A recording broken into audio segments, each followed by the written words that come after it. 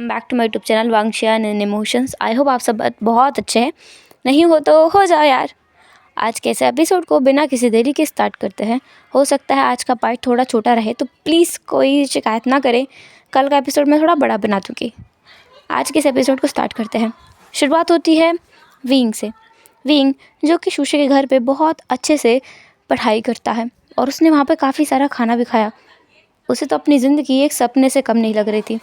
एक लड़का जिसकी ज़िंदगी में कुछ भी ना हो, ना खाने के लिए खाना, ना पीने के लिए पानी, ना रहने के लिए जगह, ना पढ़ने के लिए किताबें और ना ही किसी का साथ, ना किसी का सहारा, ना किसी का प्यार, ना किसी का सम्मान। सम्मान नाम की तो चीज़ें उसने कभी देखी ही नहीं थी। आज उसे वो सब कुछ मिल रहा है जो उसने कभी अपने सपने में सोचा भी नहीं था। इसलिए विंग को ऐसा लग रहा था कि ये कांच की बोतल की तरह कोई चीज़ है। कांच की बोतल की तरह ये जो सपने उसने पिरो रखे हैं ना, वो कभी भी टूट सकते हैं। विंग बार बार अपनों आपको ये बता रहा था, लेकिन उसके मन में एक उम्मीद की किरण जग रही थी कि कम से कम ये सपना ना टूटे। ये लोग जो उसके साथ इतने अच्छे हैं, काश कि ये लोग उसे धोखा ना दें। काश कि ये सब कुछ ऐसे ही चलता रहे। विंग को जितना खुशी का एहसास हो रहा है, वो उस एहसास को कहीं जाने नहीं देना चाहता। वो चाहता है कि ये यहीं बना रहे, कहीं ना जाए। विंग जो फिर अब शूशे के पास से उठता है जाने के लिए, और वांग जी उससे कहता है कि वो उसे घर ड्रॉप करेगा। ये शुयांग का बच्चा हमेशा उन दोनों के बीच में आ जाता है। अगर ऐसा ही चलता रहा तो वांग जी की शर्त या कहो रिवेंज कैसे कंप्लीट होगा, हो ही नहीं पाएगा। सो इसलिए अभी वो शुयांग को विंग से दूर रखने की कोशिश कर रहा है।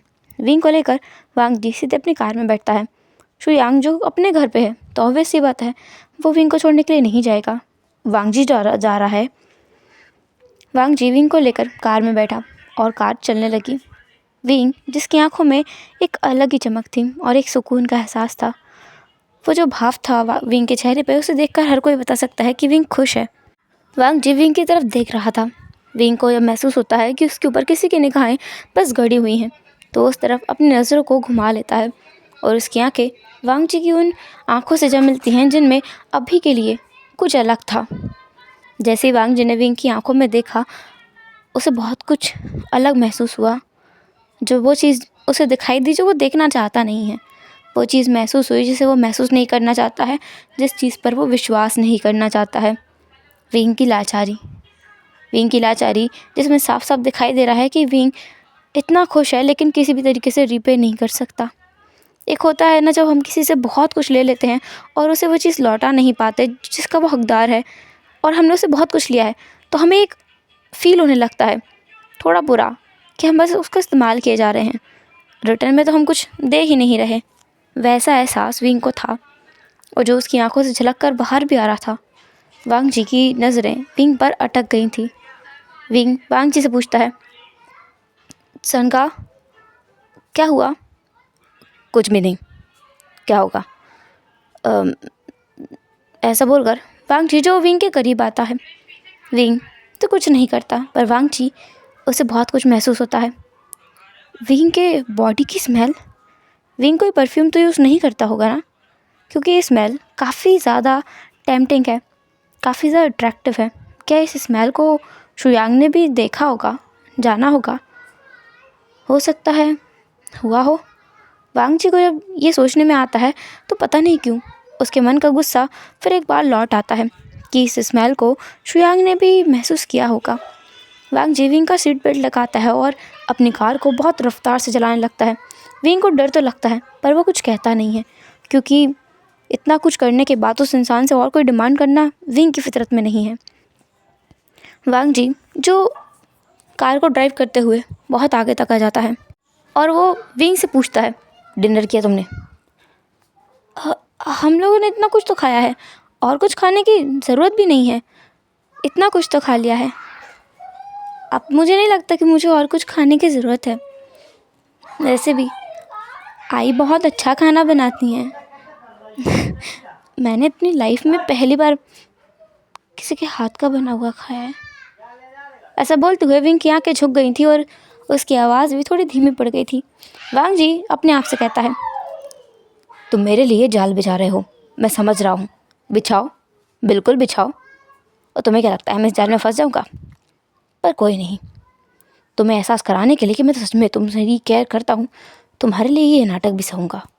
वांग जी ये खुद से कहता है, पर असल में तो वो सच में विंग के साथ समय बिताना चाहता है। वांग जी विंग को लेकर के जाता है एक रेस्टोरेंट, पर वो विंग को लेकर उस रेस्टोरेंट तो बिल्कुल नहीं जाता जिसमें शू यांग विंग को लेके गया था। वो एक बहुत ही बड़े रेस्टोरेंट में जाता है जो बहुत ज़्यादा लग्जरी था। विंग तो अंदर जाने से कतरा रहा था, पर वांग जी विंग के लिए दरवाज़ा भी खोलता है और उसका हाथ भी पकड़ता है। वो हाथ की गर्मी जो विंग के हाथों में है, वांग जी के वो ठंडे हाथ जब विंग के वो उन गर्म हाथों से जब मिलते हैं, वांग जी की बॉडी में पता नहीं क्या सेंसेशन होती है। ऐसा लगता है जैसे हर एक चीज़ बहुत धीमी चल रही हो, समय की गति थोड़ी कम हो गई हो। ये चीज़ें वांग जी के लिए थोड़ी परेशान करने वाली थी, क्योंकि आज से पहले ऐसा कभी नहीं हुआ, लेकिन जो भी ये हो रहा था ना, अच्छा लग रहा है, बहुत अच्छा लग रहा है। वांग जी विंग के हाथ को पकड़ के और आगे लेके आता है, टेबल पे बिठाता भी है, उसके लिए फ़ूड भी ऑर्डर करता है। जब तक वांग जी को पता चला है कि विंग को ऑमलेट पसंद है, तो वांग जी ने इस बार 5 ऑमलेट मंगाए थे विंग के लिए, और विंग को ज़बरदस्ती खिलाने की कोशिश भी करता रहा, पर विंग उतना ही खाएगा जितना उसके पेट में जगह है। हाँ, फिर भी वांग जी का मन रखने के लिए वो कह देता है कि ये सब पैक करा के वांग जी दे सकता है, वो रात को खा लेगा। वांग जी हाँ में भरता है और विंग के साथ में उसी रेस्टोरेंट के गार्डन में जाकर बैठ जाता है। विंग पूछता है कि वो घर नहीं जाएंगे, पर वांग जी कहता है कि वो जाएंगे, ज़रूर जाएंगे, पर अभी नहीं जाएंगे। वो दोनों उस जगह पर बस बैठे थे, आसपास कुछ भी नहीं था, कुछ भी नहीं, बस ठंडी हवाएं थी, आसमान में कोई चांद नहीं, उस गार्डन में हल्की सी रोशनी थी। वांग जी वहीं बैठा रहता है काफ़ी लंबे समय तक। विंग को नींद आने लगी थी, पर विंग ने कुछ कहा नहीं। कब नींद आते आते इधर उधर सर डालते डालते कब विंग का सर वांग जी के शोल्डर पर जाकर रखा हो गया, विंग को नहीं पता। विंग की तो नींद लग चुकी है, पर वांग जी को वह एहसास हुआ, वो एक एहसास जो उसे आज तक कभी नहीं हुआ। कोई और व्यक्ति वांग जी के ऊपर रिलाई कर रहा है, वांग जी के ऊपर निर्भर हो रहा है। ये एक एहसास, एक जिम्मेदारी का एहसास, और साथ ही साथ ऐसा एहसास जो उसे कभी नहीं हुआ, बहुत अलग है, बहुत ज़्यादा अलग। वांग जी खुद से कहता है, मेरे रिवेंज के लिए ये बहुत ज़रूरी है, मैं इसलिए कर रहा हूँ, और कोई वजह नहीं है इसकी, और कोई वजह नहीं है। वांग जी फिर विंग के उस चेहरे को देखता है जो हल्की रोशनी में बहुत ही सुंदर दिखाई दे रहा है। ये पेल पड़ा हुआ फेस एक हफ्ते में ही काफ़ी निखार ला गया है। विंग का फेस काफ़ी ज़्यादा सुंदर दिखने लगा है, स्पेशली विंग की वो बंद आँखें, वो लंबे आई लैशेस जो वांग जी को बहुत ही ज़्यादा सुंदर लग रहे थे। विंग इतना क्यूट है, वांग जी ने आज से पहले कभी नहीं देखा। सबसे बड़ी बात, विंग के लिप्स के नीचे का वो छोटा सा मोल जिसने पिछली बार भी वांग जी की पूरी अटेंशन को अपनी तरफ खींच लिया था। वांग जी विंग को ही देखे जा रहा था। वांग जी का फेस विंग के फेस के काफ़ी करीब था, और वांग जी अपने ऊपर विंग की उन गर्म सांसों को महसूस कर पा रहा था। वांग जी की नोज़ विंग की नोज़ से जैसे टच होती है, विंग की आंखें खुल जाती हैं। विंग वांग जी की आंखों में देखते हुए पूछता है, क्या हुआ? वांग जी तुरंत पीछे हटता है। उसे अब जाके एहसास हुआ था कि ये मूवमेंट क्या था। वांग जी कहता है, कुछ नहीं, मैं तुम्हें जगाने वाला था, हमें चलना चाहिए। मुझे नींद आ रही थी, हम चलते हैं। वो खाना हम ले लें जो हमने पैक कराया है? हाँ, मैं बोल देता हूँ। फिर वांग जी विंग को लेकर कार में फिर एक बार बैठ जाता है, पर उसके दिमाग में वही एक सीन चल रहा था बार बार, जिसमें वो खुद विंग के इतने करीब था, जहाँ पर वांग जी को अपने ऊपर विंग की सांसें महसूस हो रही थी। ऐसा लग रहा था जैसे उसके लिए वक्त थम गया हो, उसका दिल उसी जगह पर रुक गया था। बार बार उसके सामने वही एक चीज़ आ रही थी, बार बार वो बस विंग के उस क्यूट चेहरे को देखे जा रहा था, सोचे जा रहा था, जिसमें उसकी वो बंद आँखें, वो आई लैशेस जो कि काफ़ी ज़्यादा लॉन्ग है, वो उसे बार बार दिख रहे थे। पर वांग जी अपने आप को काबू करके विंग को उसके अपार्टमेंट छोड़ ही देता है। छोड़ता नहीं है, उसे अंदर बिठाकर और कमरे में सुला कर आता है, ये बोलते हुए कि इस अपार्टमेंट का बिल वो भर देगा। पर विंग कहता है, यांग ने कहा था कि अपार्टमेंट का रेंट वो भर देंगे, उन्होंने भी कहा था कि मुझे लाइट्स ऑन करनी चाहिए और ये एसी भी चलाना चाहिए। गर्मी लगे तो। वांग जी कहता है, वो तुम्हारा खर्चा नहीं उठाएगा, मैं उठाऊँगा। तुम्हें जो भी चाहिए डायरेक्ट मुझे बोलना। तुम्हारे पास मेरा फ़ोन नंबर भी है ना, मुझे डायरेक्ट कॉल करना, समझ आया? हाँ समझ गया। आप चाहे तो आप भी सो सकते हैं। वांग जी विंग की तरफ एकदम वाइडली देखता है। क्या ये उसे अपनी तरफ एक ऑफ़र दे रहा है सोने का? वांग जी कहता है, मैं यहाँ सो सकता हूँ। विंग कहता है, हाँ बगल में एक और कमरा है, वो भी बिल्कुल साफ़ है, आप जाके वहाँ सो सकते हैं। वांग जी कहता है, ज़रूरत नहीं है। ठीक है तो फिर आप जा सकते हैं, मैं दरवाज़ा बंद कर दूँगा, चलिए। वांग जी जब ये सुनता है ना कि वो जाए, पता नहीं उसे क्या होता है, तो वो कहता है, रात हो गई है, मुझे लगता है मुझे रुक जाना चाहिए। विंग कहता है, तो आप बगल वाले कमरे में जाकर सो सकते हैं। आपको कुछ भी चाहिए हो तो आप मुझे रात में जगा देना, पानी में भर के रख देता हूँ। विंग वांग जी की आंखों के सामने से ही जाता है, पानी का जग भरता है और वांग जी के कमरे में रख कर आता है। बेड लगाता है, पिल्लो निकाल के देता है। उस अपार्टमेंट में हर एक सुविधा है जो किसी के लिए ज़रूरत की हो सकती है। वांग जी के लिए सारी चीज़ों का इंतज़ाम करने के बाद भी विंग वांग जी से पूछता है, आपको कुछ और भी चाहिए? कुछ और चाहिए तो आप मुझे बता सकते हैं, मैं आपके लिए ज़रूर से ला कर दे दूँगा। वांग जी कहता है, तो कुछ नहीं चाहिए, तुम जाके सो सकते हो, मुझे भी नींद आ रही है। विंग अपने कमरे में जा कर के सो जाता है। उसे सोने में टाइम नहीं लगता। वांग जी पूरे अपार्टमेंट को अब अच्छे से देखने लगता है। उसके लिए ये सोफ़ा जो वहाँ रखा हुआ है बहुत ज़्यादा चीप क्वालिटी का है। इतना चीप सोफ़ा उसने पहले कभी नहीं देखा। और वो यहाँ पहले भी एक रात बिता चुका है ना शुयांग के साथ, जिस दिन वो ड्रंक हो गया था और वेन चाओ ने यही विंग के हवाले कर गया था। पर आज की बात अलग है। आज वो अपने पूरे होश में है और हर एक चीज़ को देख सकता है, जान सकता है और महसूस कर सकता है। पर उस दिन वो ऐसा नहीं कर पाया था। खैर अभी तो वो पूरे कमरे को देखता है और किचन में जाकर देखता है तो किचन में कोई भी सामान नहीं था। फ्रिज भी बिल्कुल खाली था, उसमें बस वही खाना रखा हुआ था जो बस अभी वो लोग पैक करा के लेके आए हैं। कोई ज़्यादा स्टाफ नहीं है, कुछ डिशेस वगैरह हैं यहाँ पर, ज़्यादा कुछ नहीं है। वांग जी को लगता है किचन तो पूरा खाली है, अगर ज़रूरत पड़े तो किसी इंसान के लिए कुछ भी नहीं है। विंग नाटक करते हुए इतना कुछ कैसे कर सकता है? वांग जी अपने रिवेंज प्लान के लिए यहाँ पर सारा सामान ला के रखेगा। इसी सोच के साथ में वो अपने जो सर्वेंट है उसको कॉल करता है और बहुत सारा सामान लाने का ऑर्डर कर देता है। विंग को बिना जगाए विंग के कमरे का दरवाज़ा बंद करते हुए विंग के पूरे अपार्टमेंट का हुलिया उलट पलट कर दिया था वांग जी ने।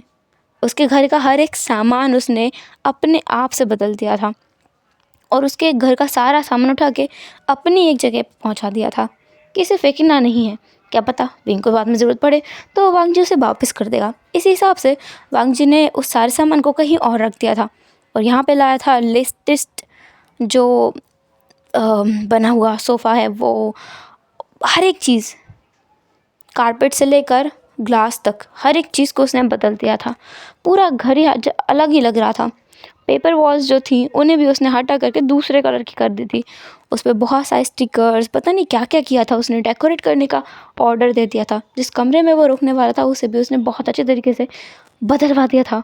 विंग जिस कमरे में था उससे जाकर उसने खुद बदला था, हर एक चीज़ को अपने हाथों से हटाया था। पूरी रात वांग जी सोया नहीं, बस विंग के अपार्टमेंट को डेकोर करने में लगा रहा। विंग के क्लोजेट में भी उसने काफ़ी सारे कपड़े बना के रख दिए थे। विंग के पास कपड़े नहीं हैं, इसलिए काफ़ी सारी लेटेस्ट महंगी expensive watches, bracelet and necklace, rings, बहुत सारी चीज़ें। जैसे विंग को बुक्स पढ़ने का बहुत शौक़ है। आज वांग जी ने देखा था शूशे के घर पे, शूशे के पास काफ़ी सारी बुक्स हैं। शूशे के पास तो जैसे स्पेशली नॉवेल्स हैं जैसे वो रीड करता है, तो विंग उन नॉवेल्स को भी पढ़ रहा था। साथ ही वो डिमांड कर रहा था कि क्या विंग के पास कोई फ्रेज़ वाली नॉवेल्स नहीं है जिनमें कोई मीनिंगफुल चीज़ें हो, पर शूशे के पास नहीं थी।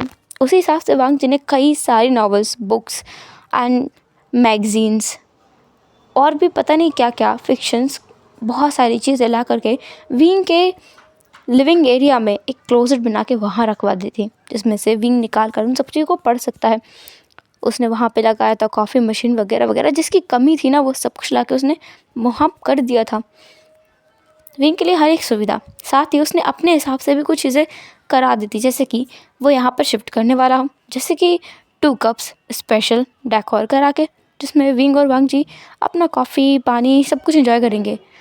टूथपेस्ट, टूथब्रश और बहुत सारा स्टाफ। काइंड ऑफ वांग जी सोच रहा था विंग के साथ रहने के बारे में। नेक्स्ट मॉर्निंग का सीन देखते हैं। विंग अपनी आंखें खोलता है। आंखें खोलने के बाद उसे बस शॉक लगता है कि कल रात को तो वो अपने खुद के अपार्टमेंट के अपने रूम में सोया था ना, अब सुबह होते ही वो कहाँ गया है। हर एक चीज़ बदली हुई है, हर एक चीज़ अलग है, कुछ भी पुराने जैसा नहीं रहा। जैसे विंग जागता है वो दरवाज़ा खुलते हुए महसूस करता है और ख़ुद को विंग इसी वजह से डरते हुए ब्लैंकेट के अंदर रैप कर लेता है। पर उसकी आंखें जैसे ही वांग जी से जा मिलती हैं, विंग रिलैक्स फील करता है वांग जी को देखकर। वांग जी के हाथ में 2 कप्स थे, वो लाकर वांग जी वहीं रख देता है। एक कप विंग के हाथ में देते हुए बोलता है, गुड मॉर्निंग। क्या हुआ? ऐसा क्यों लग रहा है कि आप रात भर सोए नहीं, जंगा? वांग जी जब ये सुनता है संगा, उसकी पूरी बॉडी में गूज़बम्प आ गए थे। वो गूज़बम्प जो कि क्लियरली देखे जा सकते थे, पूरी बॉडी में उसके कांटे उठाए थे। पर विंग ने इस चीज़ को नोटिस नहीं किया। वांग जी की आंखों में कुछ बदले हुए भावों को भी उसने महसूस नहीं किया। वांग जी कहता है, ये तुम्हारा ही अपार्टमेंट है। मैंने देखा यहाँ बहुत सारा सामान पुराना था, अच्छा नहीं था इस्तेमाल करने के लिए, तो बेस्ट क्वालिटी का लेके आया हूँ। कॉफ़ी है, पियो। तुम्हें स्कूल भी जाना है ना अपने, रेडी हो जाओ। तुम्हारे क्लोजेट में भी बिल्कुल कपड़े नहीं थे, मैं बहुत सारा स्टाफ खरीद के लेके आया हूँ, वो रख दिया। इसकी ज़रूरत नहीं थी, मेरा मतलब इतना सारा सामान, कितना सारा पैसा खर्च हुआ होगा इसमें, आपने तो सब कुछ बदल दिया है। जिस बेड पे मैं सोया हूँ, हाँ ये बेड भी अलग है ना, ये पिछले वाले बेड से कुछ ज़्यादा अलग है। वो थोड़ा सॉलिड मैट्रेस था, ये बहुत सॉफ्ट है, तो इस पर आराम से सो सकते हो। पिलोज, ब्लैंकेट्स मैंने सब बदल दिया है। पुराना सामान कहाँ गया? फेंक दिया। हाँ, फेंक दिया? ऐसे कैसे फेंक दिया? वांग जी कहता है, इतना ज़रूरी है वो सामान? हाँ, बहुत ज़रूरी है। आपने फेंक दिया, कहाँ फेंका है? क्या उसे हम कचड़े से नहीं उठा सकते? नहीं फेंका है, कहीं रखा है, मैं बस तुम्हें टीज़ कर रहा था। अब जल्दी से शावर लो और रेडी हो जाओ, मैंने ब्रेकफास्ट भी बनाया है। आपने ब्रेकफास्ट क्यों कुक किया? कल रात को हम इतना सारा खाना लेके आए थे, मैं वही। क्या तुम जो खाना पैक कराते हो उसे सुबह खाते हो? हाँ, काइंड ऑफ, क्योंकि पैसे बचते हैं और खाना भी नहीं फेंकता ना। खाना बर्बाद करना बहुत गलत बात है। ऐसे कितने लोगों की दुनिया में जिन्हें खाना नहीं मिलता है, वो लोग रात में भूखे सोते होंगे, उन्हें सोच करके मुझे बहुत बुरा लगता है, इसलिए मैं खाना बर्बाद नहीं करता। हेलो, जो लोगों को खाना नहीं मिलता है वो कोई दूसरे लोग होंगे, तुम्हें मिल रहा है। जब तक मिल रहा है तब तक ये लाइफ एंजॉय करो। तुम्हें फ्यूचर के बारे में नहीं सोचना चाहिए, प्रेजेंट में रहो। अभी सब कुछ अच्छा है ना? हाँ, अभी तो बहुत अच्छा है, इतना अच्छा है, इतना अच्छा है, इतना अच्छा है कि मैं सोच भी नहीं सकता। आपको पता है, ये तो सपनों की दुनिया से भी अच्छा है। मैंने अभी स्कूल में था तब मैंने एक कहानी पढ़ी थी, वंडरलैंड, सपनों की दुनिया। ये उससे भी अच्छा है, एकदम अलग। पता नहीं कहाँ से आप 2 एंजल्स मेरी लाइफ में आए और पूरे तरीके से मैजिक करके मेरी पूरी लाइफ को बदल दिया। जहाँ पे ना कोई पेन है, ना कोई डांटता है, कोई कुछ नहीं गलत बोलता, सब बहुत अच्छे हैं। ऐसा लगता है जैसे सब कुछ अचानक से बदल गया। ऐसा लगता है जैसे मैं किसी सपने में जी रहा हूँ और मैं सपने से कभी नहीं जागना चाहता। सपना नहीं है ये, सच है। तुम्हें चोट लगा हुई, एक थप्पड़ मार दूँ तो पता चल जाएगा था सपना है कि नहीं। आप मुझे मार सकते हैं अगर आपको मारना हो तो, मुझे कोई परेशानी नहीं होगी। ऐसा नहीं बोलना चाहिए। अपने बारे में सोचो, तुम अपनी खुद की सेल्फ रिस्पेक्ट के बारे में सोचो। तुम ऐसे किसी से मार नहीं खा सकते, चाहे वो अपना हो या पराया हो, किसी से भी नहीं खा सकते। पर आप तो अलग हैं ना। अच्छा, मैं कैसे अलग हूँ? आप एक एंजल की तरह हैं। आप बहुत स्पेशल हैं, आप बहुत अच्छे हैं। आप अगर मुझे मारोगे भी ना तो इसके पीछे कोई ना कोई वजह होगी, कोई सॉलिड वजह, इसलिए मुझे बुरा नहीं लगेगा। और अगर आप बिना वजह भी मारते हो तो भी मैं बिल्कुल शिकायत नहीं करूँगा, क्योंकि आप मुझे ओन करते हो। मैं तुम्हें ओन करता हूँ? हाँ, आपने मेरे लिए इतना कुछ किया है जितने घर वाले भी नहीं करते। इतना कुछ किया है जितने माँ बाप भी नहीं करते, इसलिए आप मुझे ओन करते हो। पिछले जो मेरे टीचर थे वो मुझसे कहा करते थे, पैदा करने वाले से बहुत ज़्यादा बड़ा होता है जिम्मेदारी उठाने वाला। कोई हमें पालता नहीं है।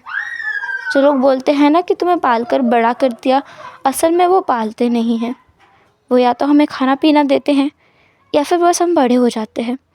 अगर वो लोग हमें नहीं संभालते तो भी हम बड़े हो ही जाते, या तो रास्ते पर भीख मांग के, या किसी ऑर्फनेज में जाकर, या फिर सड़कों पर पड़ा खाना उठाकर, कुत्तों से खाना छीन कर, या तो कुछ ना कुछ करके। बड़े तो सब लोग हो जाते हैं ना। बात होती है परवरिश की, जो हर कोई नहीं कर पाता। हर किसी के अंदर उतनी हिम्मत नहीं होती है कि किसी की जिम्मेदारी उठा सके। तुम ठीक हो ना? हाँ, मैं सुबह सुबह इतना इमोशनल हो रहा हूँ, आपको भी लग रहा होगा कि मैं कितना पागल हूँ ना। माफ़ करना, गलती मेरी है। इसमें कुछ गलत नहीं है, इन्हें कहते हैं इमोशंस, और ये दिखाने ही चाहती है। अगर हम इन्हें दबा के रखते हैं तो अंदर ही अंदर घुटन होती है, और उस घुटन से हम और ज़्यादा परेशान हो जाते हैं। तो कोई ना कोई ज़िंदगी में ऐसा होना चाहिए जिसके सामने आप अपनी सारी बातें खुलकर रख सकें, चाहे वो अच्छी हो या बुरी। वांग जी भी ये बोल रहा था तो उसके दिमाग में चल रहा था, क्योंकि उसकी ज़िंदगी में ऐसा कोई नहीं है जिसके साथ वो अपनी सारी बातें शेयर कर सके, अपने सारे इमोशंस बाहर निकाल सके। ये पहली बार है जब वो खुलकर आराम से अपने मन की बात कर रहा है, वरना वो ऐसा नहीं करता है। पर वो ऐसा किसी के सामने कर नहीं सकता। ये बस विंग है जिसके सामने उसने ऐसा किया है। विंग कॉफ़ी के कप को देखते हुए बोलता है, मेरी बात तो में कॉफ़ी भी ठंडी हो जाएगी। हम लोग कॉफ़ी पीते हैं, जल्दी शावर लेते हैं और ब्रेकफास्ट करके निकलते हैं। अपने ब्रेकफास्ट बनाया है वो ठंडा हो जाएगा, चलो चलो चलो, शावर के बिना हम ब्रेकफास्ट करते हैं। ठीक है, शावर के बिना ब्रेकफास्ट करते हैं। मैंने शावर ले लिया है, लेकिन देख नहीं रहा मेरे कपड़े बदले हुए हैं। वैसे हाँ, तुम्हारे बगल वाले रूम में मेरा सारा सामान है, सो मैं यहीं रहूँगा। हाँ, आप यहीं रहेंगे? नहीं रह सकता। रह सकते हैं, मैं तो खुश हूँ आप यहाँ रहेंगे। अकेले रहते रहते मैं तो पागल ही हुए जा रहा था, पर आप यहाँ रहेंगे ना, बहुत अच्छा है। आप मुझे अपना कंप्यूटर भी सिखा सकते हैं, हम लोग ढेर सारी बातें कर सकते हैं। मुझे कुकिंग आती है, मैं आपके लिए बहुत अच्छा कुक भी कर सकता हूँ। और और और हम लोग संडे के दिन घूमने भी जा सकते हैं। इस बार आप लेके चलना कहीं। ठीक है, चलो। ब्रेकफास्ट टेबल पे आने के बाद में वांग जी विंग के लिए सर्व करता है, अनजाने में ही सही, पर वांग जी ये जो एक्शंस ले रहा था वो अनजाने में ले रहा था। पता नहीं क्यों, बस उसका मन किया तो उसने ऐसा कर दिया। वांग जी और विंग ब्रेकफास्ट करते हैं, जहाँ पर वांग जी ने विंग को सर्व किया। इसके बाद विंग अपने आप से अपने फोक में फूड को दबाता है और वांग जी की तरफ बढ़ाते हुए पूछता है, आप टेस्ट करेंगे? ये बहुत अच्छा है, खा के देखिए ना एक बार। वांग जी विंग के हाथ से उस फूड को खा लेता है, और ऐसा कह सकते हैं उस फूड को खाने के साथ में वांग जी कोई चीज़ हार गया था। वो था उसका दिल। वांग जी का दिल शायद अब उसका नहीं रहा। वो तो इस बच्चे के पास जा चुका है, उस बच्चे के पास जिसके ऊपर वो रिवेंज प्लान कर रहा है। अब पता नहीं बेचारे वांग जी का दिल कितने टुकड़ों टुकड़ों में टूटेगा जब वो विंग को तोड़ेगा। खैर, आगे बढ़ते हैं। वांग जी विंग को कार में बिठाता है, बहुत ही आराम से विंग को वो स्कूल में छोड़ के आता है। गेट तक नहीं बल्कि अंदर लेके जाता है और बाय बोलते हुए आता है। और वांग जी स्माइल भी कर रहा था, स्मिर्क नहीं कर रहा था। शूशे तो बस पागल हुए जा रहा था कि ये वांग जी चाहता क्या है। विंग जब शूशे के पास पहुंचता है, शूशे कहता है, ए मैं बोल रहा हूँ इससे दूर रहना। मुझे ये समझ नहीं आ रहा है, मुझे लगता है कि ये जो वांगजी है ना, मेरे भाई का दोस्त, पक्का कुछ न कुछ गलत करना चाहता है। विंग फिर कल रात हुआ सारा इंसिडेंट बता देता है और सुबह जो कुछ हुआ उससे वो भी बताता है। तो शुशे थोड़ा सोच में पड़ जाता है, शायद वांगजी ऐसा इंसान नहीं है, क्योंकि उसका भाई तो ऐसा कुछ भी नहीं करता, किसी के लिए भी नहीं करता। अब हम स्कूल के बाद का सीन देखते हैं, जहाँ पर शुयांग विंग को लेने के लिए आ गया था, जहाँ पर वांगजी शुयांग को बोल रहा था, अगर तुम ऐसे ही करते रहे तो मेरा रिवेंज कभी कंप्लीट नहीं हो पाएगा, सो मैं उसे लेके जाऊँगा।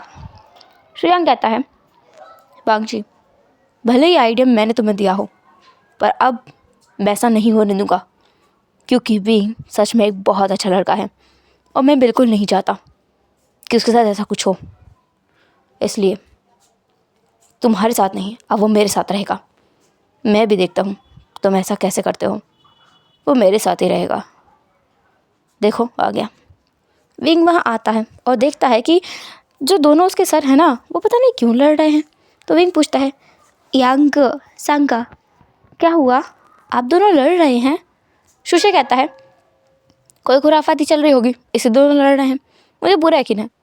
शुयांग कहता है, कभी तो अपने भाई के ऊपर विश्वास कर लिया करो, हो सकता है कभी मैं अच्छे रीज़न के लिए लड़ रहा हूँ।